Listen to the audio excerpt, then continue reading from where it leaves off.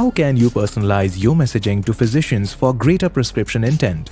What are people saying about your brand? How can you make your marketing efforts more precise and effective? These and many more questions are answered on this podcast, which is here to serve as a playbook for all your pharma marketing needs. As your host, Saumya Prakash, co-founder of Multiplier AI Solutions, sits across pharma industry's top experts. This is your place to get all the insights about Gen AI, data, and beyond. Mr. Subhojit Mukherjee is a seasoned leader in pharmaceutical sales and marketing. He holds a bachelor's degree in science from Ranchi University and an MBA from Dr. D.Y. Patil Vidyapeeth. He has further refined his leadership and financial expertise through executive programs at the Indian Institute of Management in Nagpur and Indore.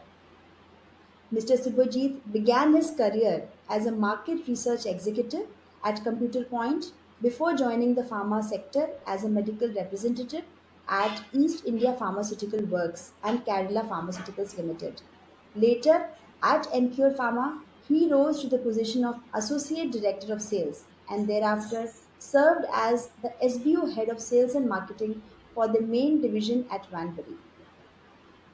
Currently, Mr. Subhajit serves as the SBU Head of Sales and Marketing at Acumentis Pharmaceuticals, where he continues to drive growth and innovation. With his wealth of experience and deep industry knowledge, he joins us today to provide invaluable insights into navigating the complexities of the pharmaceutical landscape. Thank you so much, sir, for joining us today Thank and you. welcome to the show. Thank you very much. Thank you. So, to start with, could you please share a little bit about your journey in the pharmaceutical industry and what inspired you to focus on sales and marketing as one of the functions where you contributed to? Thank you, Soumya, for having me today on your show. And let me be very clear that in those times, there were not many avenues when we started our careers. So, the reason of my joining this profession has a lot to do related to my father because my father was a doctor in the Indian Railways and used to see a lot of medical reps visiting at our house. And in those times, I'm talking about early 90s, it was the MNCs mainly, Pfizer, Sarabhai, Surit Gaigi, all these companies visiting. And I was quite impressed with their dressing sense, communication, the way they talked. And that really inspired me to join this profession, frankly speaking. And I joined, as you said, in East India, and then I have not looked back. And I have enjoyed every bit of my stay in this profession. So that's how I really joined in this profession. Yeah. Yeah, yeah, I think sometimes our childhood and such incidents they formulate our entire journey going forward. So, yeah, definitely, it's something Yeah. which is great to know. You've seen the pharma industry so closely, as you mentioned, that you grew up with your father meeting these medical representatives. So I'm sure you must have observed the challenges that pharma companies face, specifically when it comes to trying for expansions, launching new therapies, etc. So how do we look into that? Yeah. The challenges are twofold. One is when you go to a new therapy, Hmm. and one is when you go to a new region. Yeah. New region can be a state, you know, zone, whatever. Let's come to the fact when you go to a new therapy. We have a number of companies, they are very strong in a particular therapy. Say a gynae, they are very strong, or a respi, they are very strong, but they venture into a new therapy, they are not able to do it. I would not like to take names here, but recently in my last 5 years of my career, one of the companies where I worked, they sold their gynae range to one company, and that company is a top three company in the country, but it was a different therapy. But when they ventured it out into, they found a lot of problems, and they could not do so well in that therapy which they did well in their strength area. So uh, there is a therapy challenge also. Now, when it comes to challenge in terms of a new state or a region, you know, it is further complicated. We don't have a proper doctor list. We don't have a proper chemist list. Don't know who are the stockists whom we are going to make. So these are the big problems. But I am telling you, both the problems can be solved if we have the right people in the right place. The whole problem starts when the hiring is not up to the mark. When we have the wrong people at the wrong place, both the problems cannot be solved. But if we have the right people in the right place, both the problems can be solved. And I feel here hiring comes out to be the most important thing. Now, quickly, I'll give you an example. Say I have ventured into a new therapy, and that's not my forte. Now I have hired someone from a therapy who is not from that, who has never worked in that therapy. Now doctors will not recognize him, and as a result, the company is new in that therapy, the person is also new. So it will take a long time to establish yourself. Similarly, if it's a new region, if I have the right people in the right place, going becomes easy.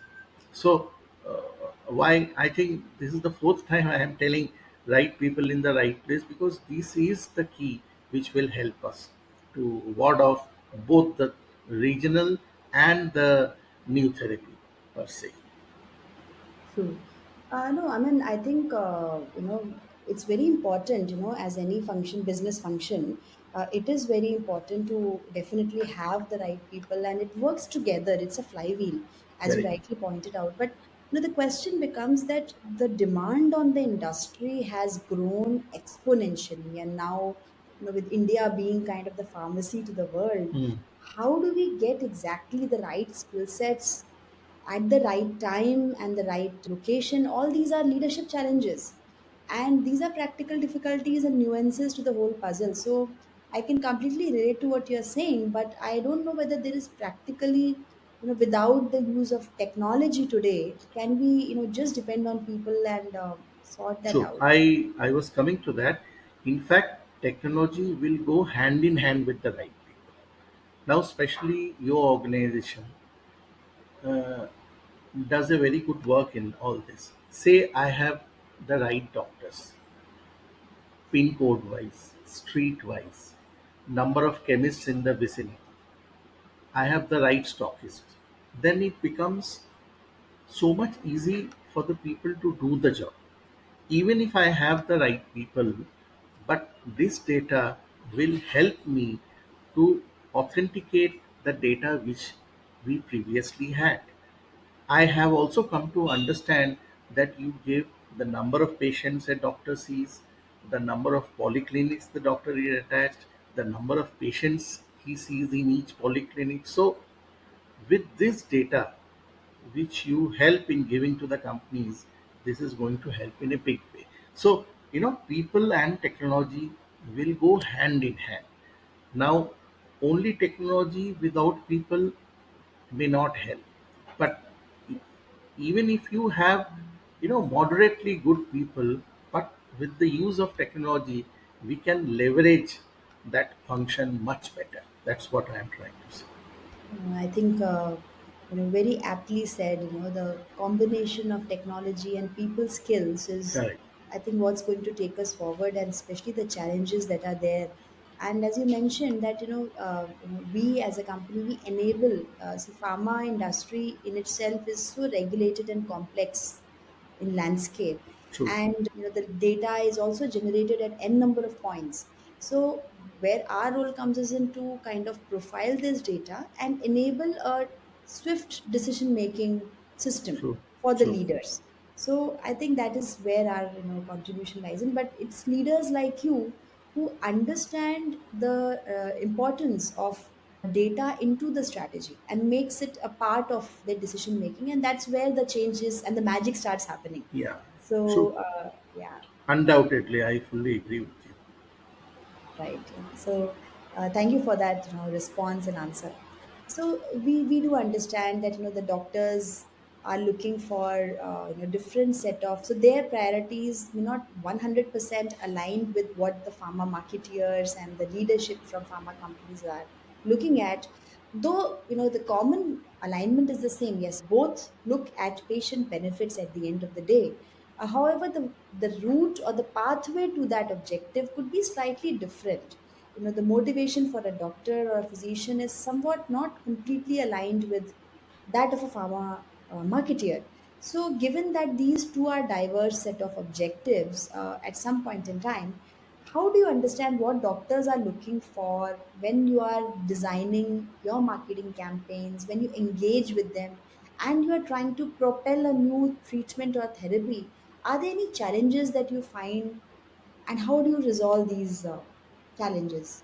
Yeah, this is a wonderful question actually.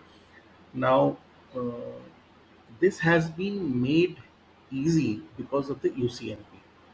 Now, UCMP guidelines is for everyone, and most of the companies are following them, if not in letter and spirit, most of it.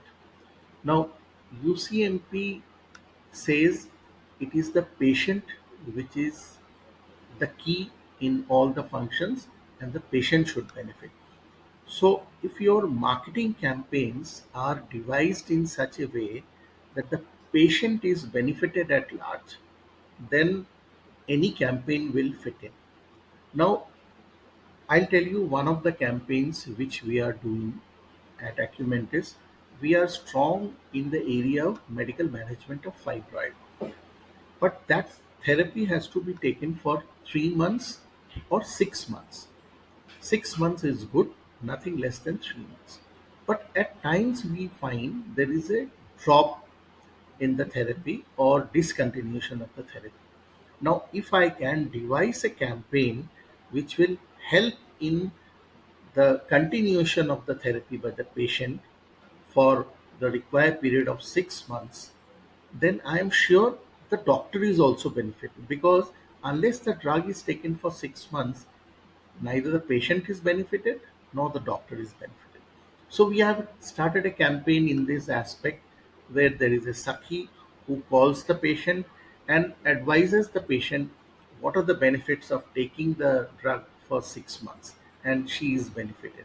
So, like, this campaign is very successful. So similarly, if campaigns are devised with the end result in mind, that is the patient, any doctor will accept. And that for a doctor, the patient is the most important thing. And there is no two way about it. It is 101% true that for a doctor, the patient is everything. And as long as I take care of the patient and his or her benefits, any campaign is going to be successful. Got it. No, I think treatment adherence has always been a challenge, for I think pharma and more so for the physicians, because physicians feel that it's difficult for sometimes patients to understand why they should stretch the entire treatment True. and complete the protocol, though they have already recovered. But what happens is if they leave the things in the middle, the entire full positive outcome is not delivered, Very and true. that's the biggest challenge. And then they start somewhere becoming a bit negative, that the doctor's treatment didn't work or the drug didn't work, but Very true. actually it's the treatment adherence.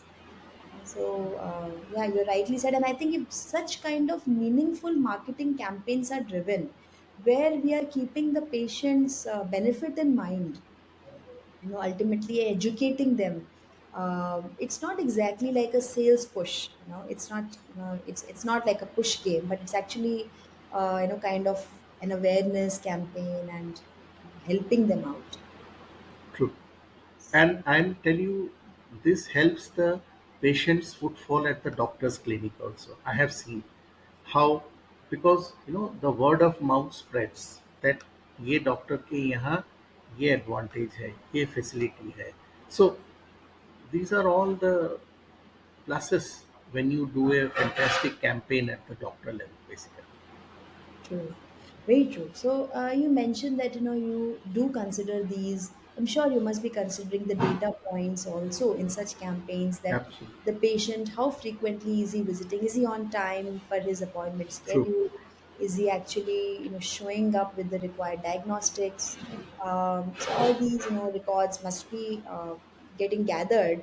According to you, how crucial is the accuracy of, these patient records that are being captured, as well as the doctor records? Because when a pharma is looking at any treatment, you are looking at thousands of such physicians, and maintaining that personalization kind of relationship is the key for success in business. And how do we maintain that personal approach to a physician, though we are handling thousands of physicians at the same time, is something which is very challenging for pharma. So how do you look at this entire data piece of physicians and patients? Uh, well, this is $1 million question regarding the data. But I can tell you one thing: data driven analytics definitely give a direction. There is no doubt on that. Now, consider three platforms: webinars, then, if I say, survey data, and participation in CABs. Now, if you make data points on doctors who are with these three platforms, you can have doctor preferences. Now, if you make a dashboard, what kind of CMEs the doctor attends, what kind of therapy the doctor is interested. So you get to know the doctor's preferences. Then market survey, which the doctor gives, which is one ways of engagement at this time, which is going in a big way. You can come to know the doctor's preferences also, and the CMEs which he or she attends. So, with these three platforms, you can make a personalized action plan for the doctor as regards his or her preferences academically. So, that's one aspect. Then consider the internal data. I'll give you a data which we do it at our end. How we do?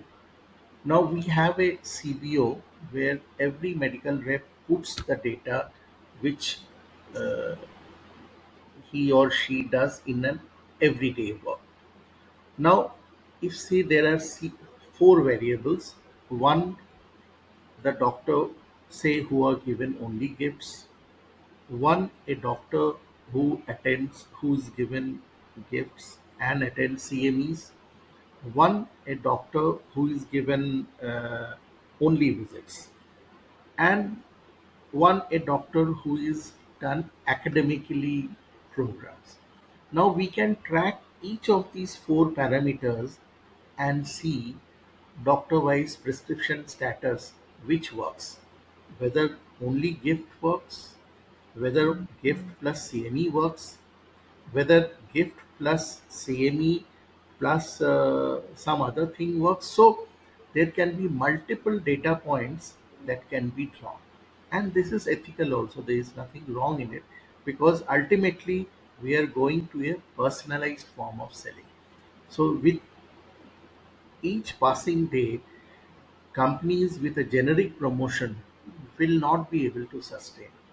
Companies with a personalized form of promotion for each doctor will be able to sustain. But yes, easier said than done. We may not be able to do it with all doctors. But can we do it with a set of doctors? Say each company may have some 30, some 40, some whatever, but we should start with a set of doctors and then we slowly expand, because just a generic promotion will not help. And that's how perhaps at Acumentis we are very successful, because we have done it this with a set of doctors, and we have evolved over the years, and we are successful, at least in the women's healthcare where we are leaders. We are doing very well. So data analytics does help and does give a direction. A lot of times we argue this data is not correct, that data is not correct, but we are not here to judge वो दो है या तीन है या चार है, but at least it gives a direction. क्या है, डॉक्टर का प्रेफरेंस क्या है, can we understand? Sometimes I'll tell you, a doctor may be interested in, say, endoscopic surgery, I have a product on anemia or I have a product on fibroid. The doctor is listening to it, but her area of interest is, you know, she wants to know a little bit about endoscopic surgery. She wants to know a little bit about something else. So, can I help in building the skill of the doctor in that area? I may be talking a lot of fibroid, anemia, all this. She's happy, but she is looking for someone to help her know more about, endoscopic surgery. I may not have any product in that, but if I am helping to, satisfy that need of the doctor, then it helps, and this can only come from, data analytics. True. So first of all, I think I would like to congratulate, how under with Acumentis you are implementing these very innovative way of looking at things and doing such a phenomenal job with women healthcare solutions. So a big congratulations to you and your Thank team on you. doing these campaigns, because women's healthcare in general, I think within India and globally also, it's not given that kind of attention as we compare it to other treatment and therapy areas, even when it comes to research or whether it comes to treatment protocols. So it's good that you're not only delivering great solutions, but at the same time you're already looking at and implementing it, with the data and the direction, and looking at how these can come together in a complete wholesome way. And I think, as you mentioned, the long term relationships are beyond short term views.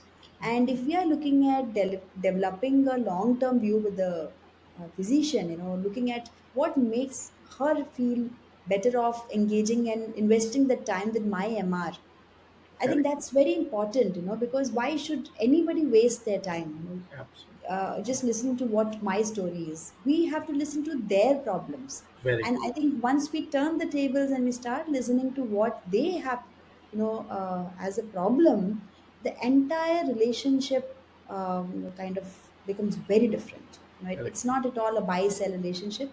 It's a win-win thinking attitude, which And comes trust with. me, what you said is right. I have to put in her shoes and analyze what is her requirement. And I offer solutions according to that. And things become so easy, very easy.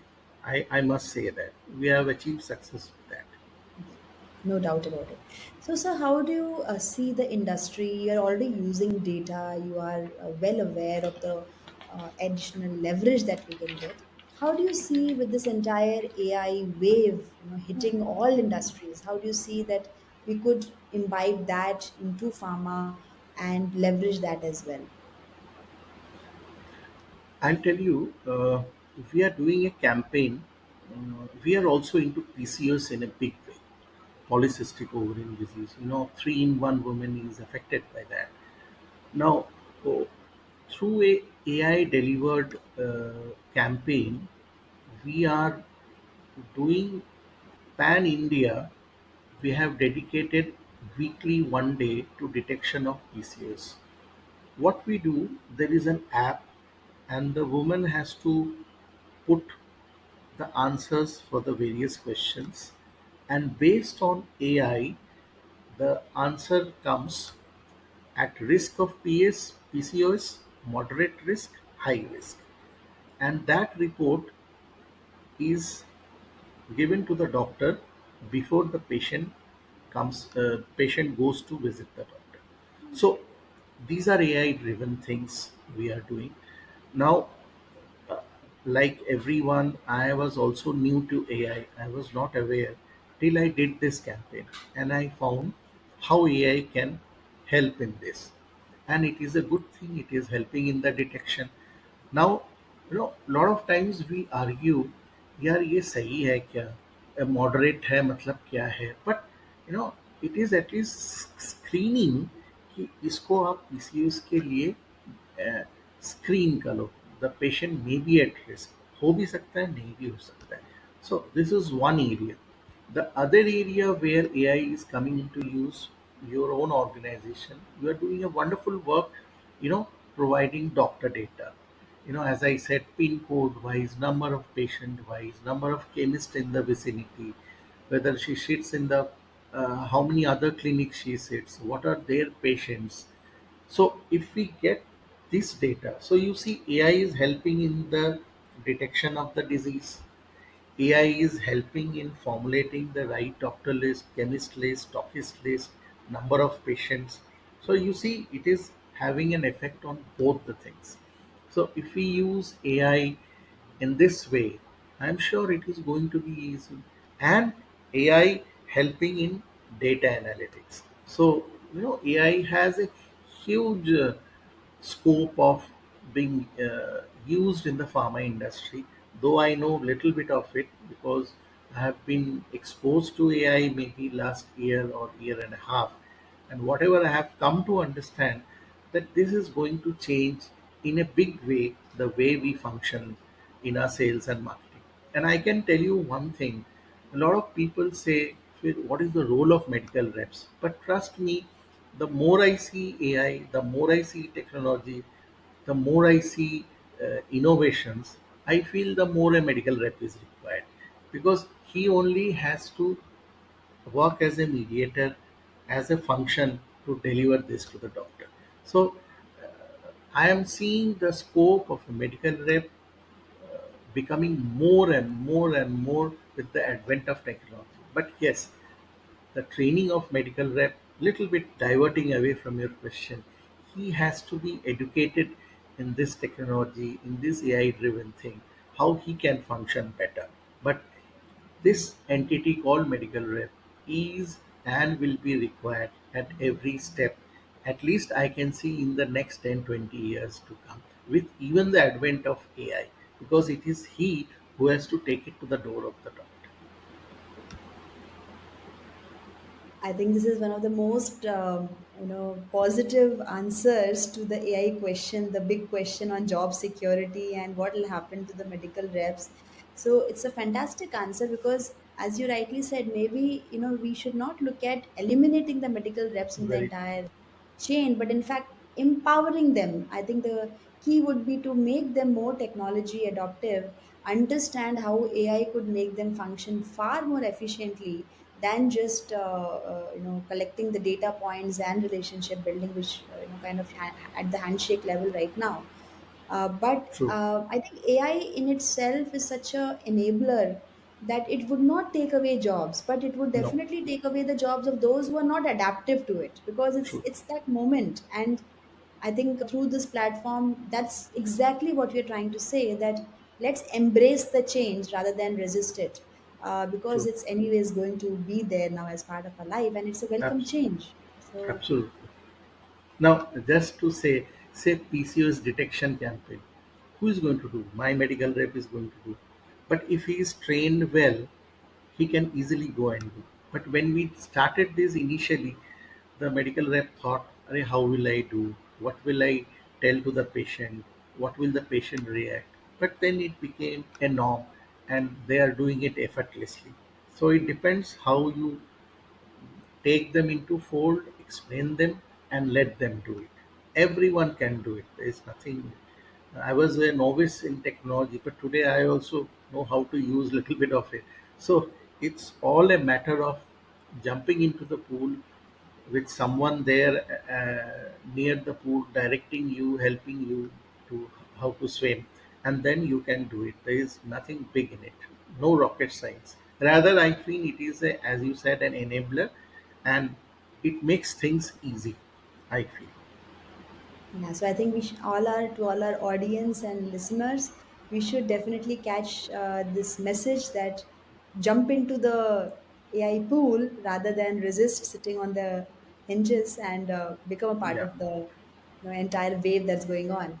So, sir, going forward, what trends do you foresee in doctor-centric strategies that will impact the pharma industry? And you have such an extensive career in sales and marketing, and that is kind of catching the pulse of the industry. So, what is it that you see as the major shifts that are going to happen in this entire strategy on sales and marketing?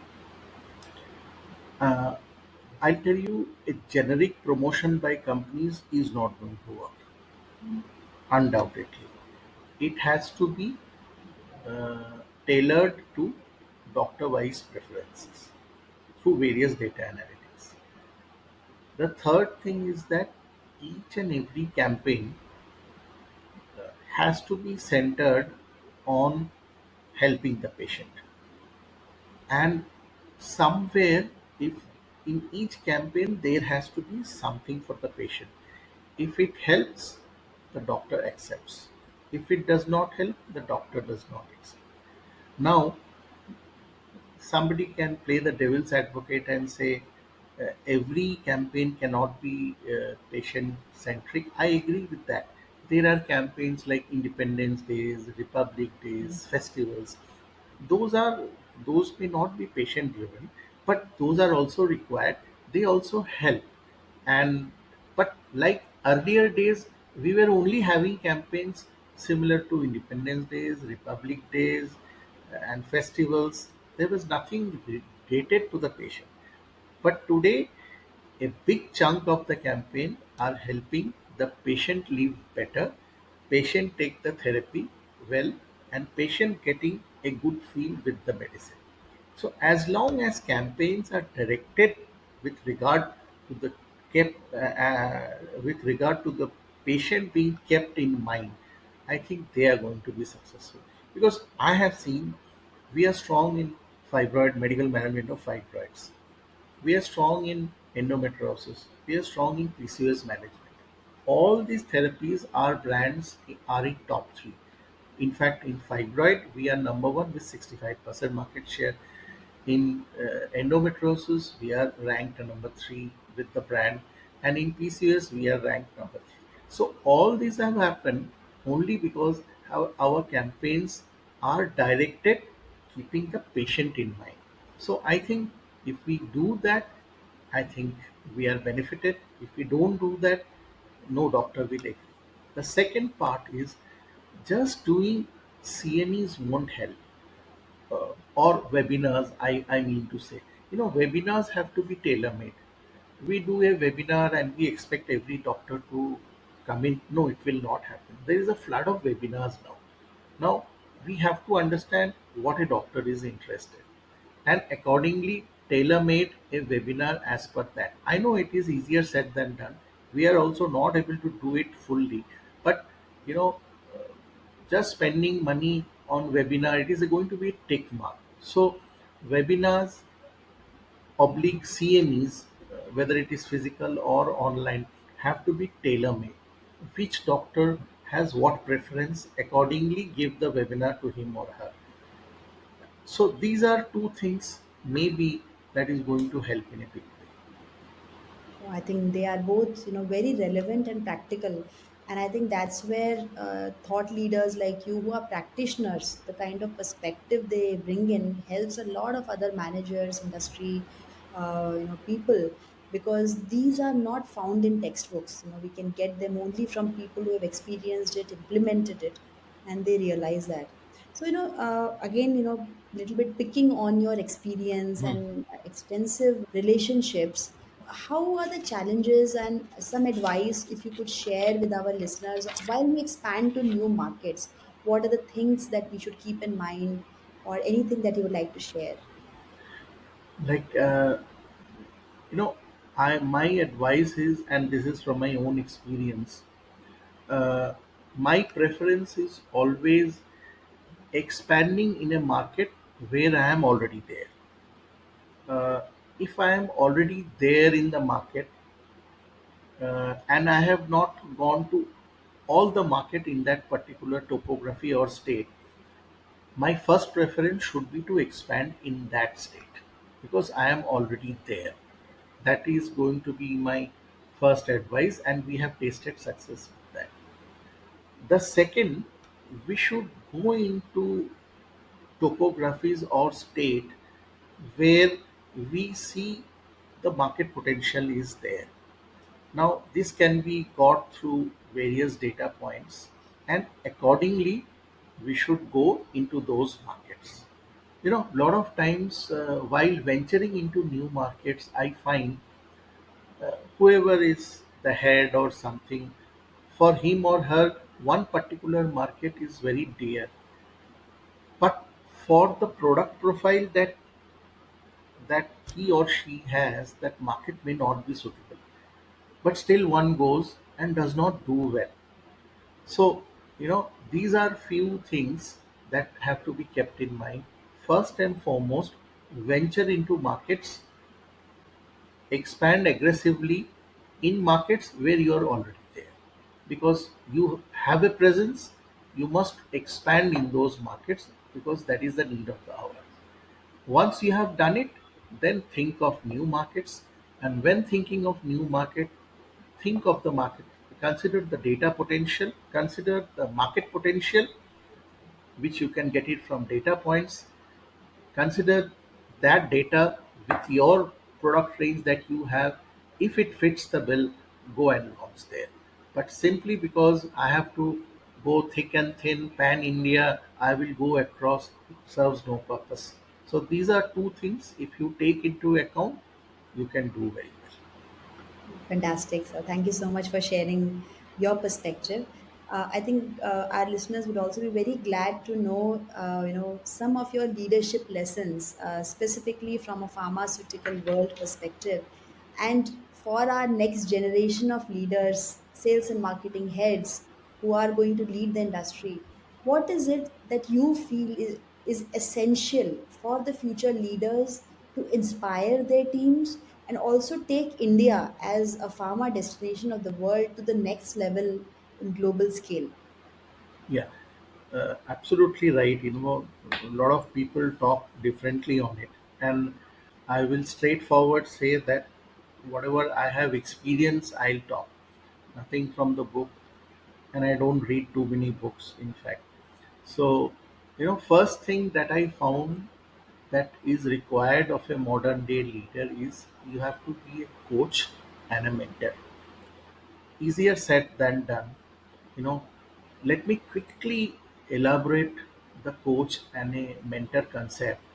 You know, Apart from the guidance and all that, the most important thing is that the coach or a mentor has to take more of the discredit and less of the credit.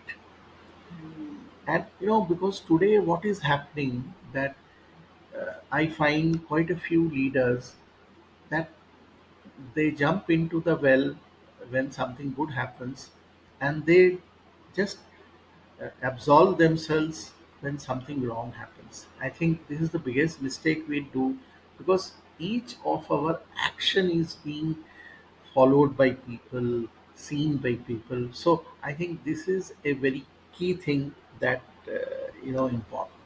The second thing, once you develop this coach and a mentor concept, you empower people. You empower your people to take decisions. Because I'll tell you a simple thing. Say, uh, I, I I would like to have a campaign run in a particular headquarter. My medical rep is the key. Of course, his line managers will guide him.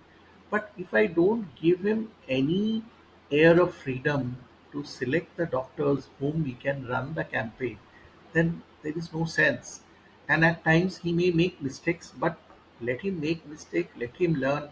I think that is very important when it comes, which is called empowerment. And of course, a very important thing is that being genuine.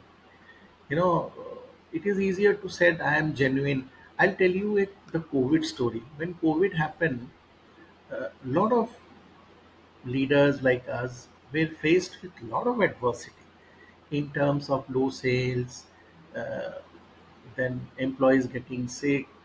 But I'll tell you, the companies or the leaders especially, who were very genuine during those 2 years, and they did a good work as far as employee engagement is concerned. Those leaders were very successful after the end of COVID. I have seen that, which means that somebody has to be very genuine. I mean what I talk. I walk the talk. I believe in what I say. The trust factor. When I am genuine, the trust factor develops. It's easier to say, yeah, trust has to be there. How the trust will be there if I am not genuine? I speak something, I think something, I act something totally different. So these are few things. If it is done, I have seen in my personal capacity, it really helps basically.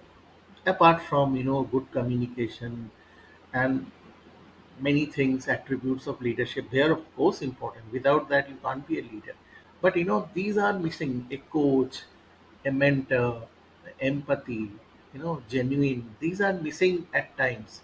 Even a person with a good communication, sharp intelligence, is not successful because he lacks all these things. So these are very important.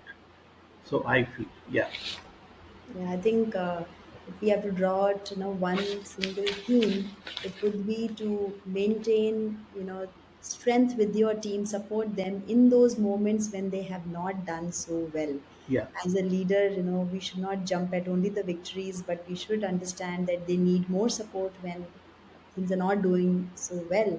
And that's what true leadership is all about, showing compassion and, as you rightly pointed out, embracing all that they bring in, good or bad, and then working together on it as a team. And I So, feel one more thing is, at times, we become weak in saying no to things. You know, we have to learn the art of saying no. Uh, in other words, calling spade a spade. So at times, by not saying no to many things, we become weak. I think this also has to be there. Uh, the art of saying no. This is very important in today's world, basically. Yeah. thank you so much, sir, today for sharing your invaluable insights on several topics, including patient centricity, the integration of AI and data strategy in pharma, the nuances of leadership, specifically from an industry veteran. Your extensive experience and passion for driving innovation truly inspires us. To our listeners, we hope you found this episode of the Pharma Marketing Playbook as enlightening as we did, gaining practical strategies and new perspective for navigating the complexities of the pharma landscape. If you enjoyed this episode, please subscribe, leave a review, and share it with your network. For more updates and episodes, follow us on social media. Until next time, this is Saumya Prakash signing off. Stay innovative, stay informed, and keep pushing the boundaries of what's possible in pharma marketing. Thank you once again, Subhojit sir. It was Thank you. absolutely fantastic talking to you today and getting your insights into so many topics of pharma marketing. Thank you so much for Thank you. joining Thank you. us. It was a pleasure having me here, and best wishes to all the viewers. Thank you for joining us in this episode. We hope that the deep insights and knowledge shared today will help your business and brand grow by leaps and bounds. Remember to follow the podcast. And if you wish to know more about Multiplier AI solutions, please visit the links given in show notes.